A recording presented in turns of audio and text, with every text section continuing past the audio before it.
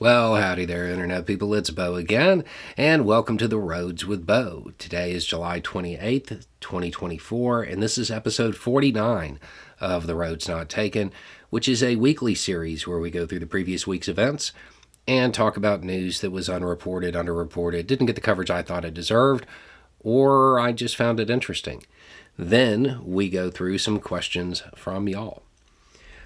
Okay, so starting off in foreign policy news, the G20 has loosely agreed to sort of cooperate more when it comes to taxing the super rich. The statement says, with full respect to tax sovereignty, we will seek to engage cooperatively to ensure that ultra-high net worth individuals are effectively taxed. One of the things they wanted from this discussion that did not occur was a 2% tax that would raise somewhere between $200 billion and $250 billion per year from 3,000 people. The EU, the European Union, sent the first dispersal of cash from seized Russian assets to Ukraine. China and Russia engaged in joint air exercises near Alaska, prompting U.S. planes to, fly up and intercept and check them out. These are normal Cold War games. Of course, as has been par for the course, most media coverage painted it as something very sensational. It's really not. I do have to admit, off the top of my head, I'm not aware of any joint exercise there, but this isn't unusual. There were disruptions to rail transit prior to the opening ceremony of the Olympic Games. Let's see. Netanyahu spoke to Congress amid boycotts and demonstrations. It garnered a whole lot of media coverage, but it didn't actually seem to alter the foreign policy situation at all. Meanwhile, the United Kingdom appears ready to completely drop its objection to the ICC warrant for Netanyahu.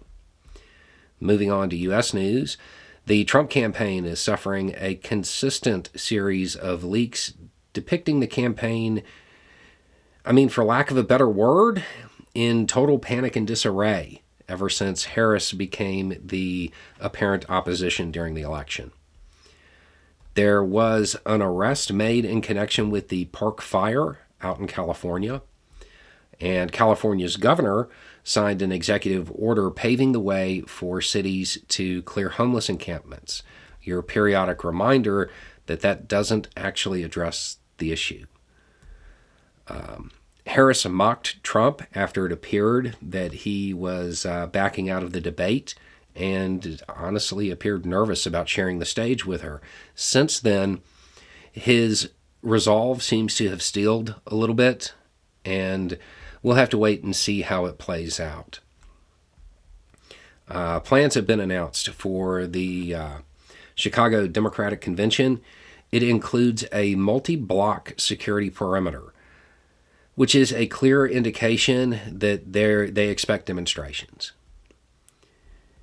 In cultural news, Jennifer Aniston took major issue with J.D. Vance's single cat lady comments, and Inside Out 2 became the highest grossing animated film of all time, sending a message to producers to, get woke or go broke. In science news, there was a hydrothermal eruption in Biscuit Basin, which sits near Old Faithful, out on Yellowstone. It led to the area being closed by the Park Service. It's a really unique set of circumstances that leads to something like that. It's worth checking out. In oddities, the FBI director caused a major stir by suggesting that perhaps Trump had not actually been hit with a round, but maybe it was shrapnel. Later, the FBI released a statement suggesting that they believe he probably was hit, although it may have only been from a fragment. This is going to be a thing throughout this election. I'm not exactly sure why, but those people who have already made up their minds, it's unlikely that anything coming out is going to shift their opinion. I would be ready for a lot of conversation about this. Okay, moving on to the questions. Are you going to tell us all of the upcoming projects? I want to hear more about the myth thing. Okay, as some of you already know, this channel is introducing more formats. And I know the science one, the first one of those, has already gone out. There will also be like a This Day in History thing. I think we've talked about that briefly. There are others. Am I going to tell you what all of them are? No, we're just going to let them roll out. There is one involving like myths and legends and stuff like that. All of it is content that I feel like the majority of people watching this channel would enjoy. But it is a wide variety of content put out by various people. There are other people behind it. So you say you want to have more time to do aid, then launch a new series, typical Bo. Yeah, right? Okay, so that's worth... All right. My part in the new stuff is training everybody on fact-checking and how that's done to make sure the information is accurate. The idea is to get more voices and more viewpoints on this channel. So it shouldn't add to my workload. In fact, long term, it should allow me to actually relax a little bit. Are all of the new formats going to be AI based? No, definitely not. Definitely not. If you haven't heard the science and tech one, that one is using a text to speech thing.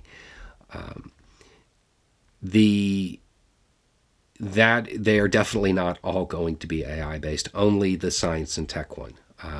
The text to speech stuff may get used for other stuff at different points in time, but no, that's going to be the only one like that. The other ones will have individuals behind them. Some of them are new, so you're going to have to let them completely find their voice.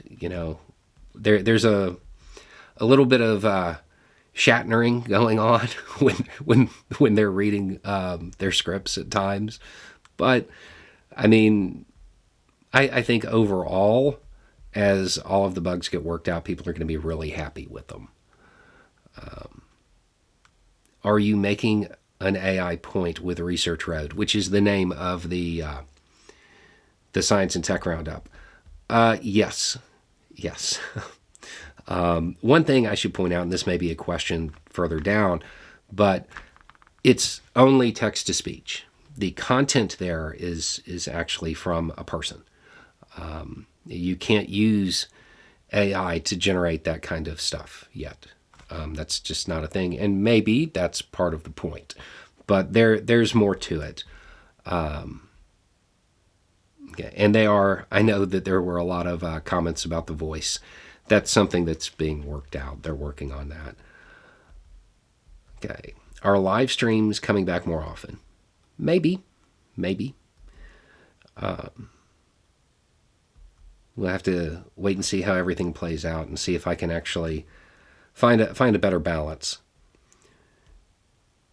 Were you really a teacher, or was that a skit? That was a skit. For those who don't know, sometimes I insert, like, I do news in the first person and do like satire and try to make a point that way. If that is your first exposure to me at times, that can be an issue. But no, that was a skit, to use your term. Why don't you call her Kamala? For the longest time, I thought you couldn't pronounce her name. I don't know. Maybe it's because I'm from the South, but I don't know her like that. We're not on a first name basis.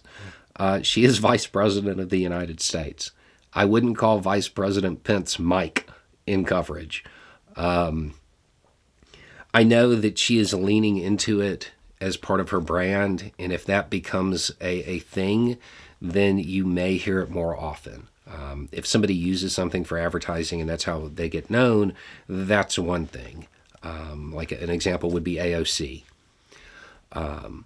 But yeah, I feel like when providing coverage, it would be more appropriate to use her last name.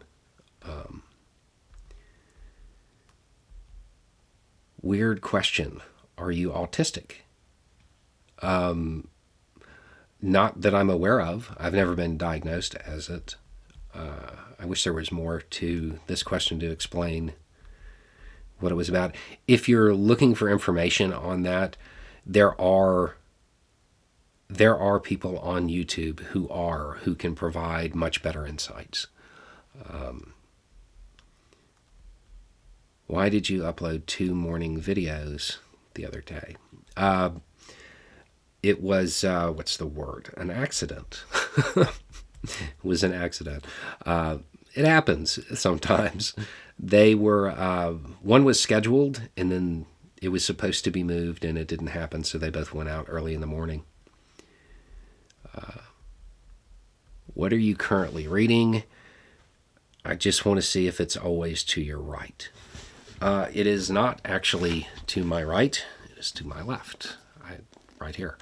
Normally when I get asked this question, it's always something. It's always like a nonfiction book of some kind, or something very, very much on brand for the channel. In this case, it's not. It's a novel. Just what I'm reading. Will you take a vacation after the election? Probably. I'm saying it that way because it may come before. I'm getting a lot of questions from people about, taking a vacation and a break and stuff like that. And believe me, I get it. I understand. At some point soon, I will definitely be taking a step back. We'll go down to 3 videos over on the other channel. There's a lot of stuff I'm trying to do to give me a better balance. But at the same time, y'all have been with me for years. I want there to be something there for y'all. So we're working on that. It's, here on this channel in particular, it's really starting to kick off, and you'll see more. And I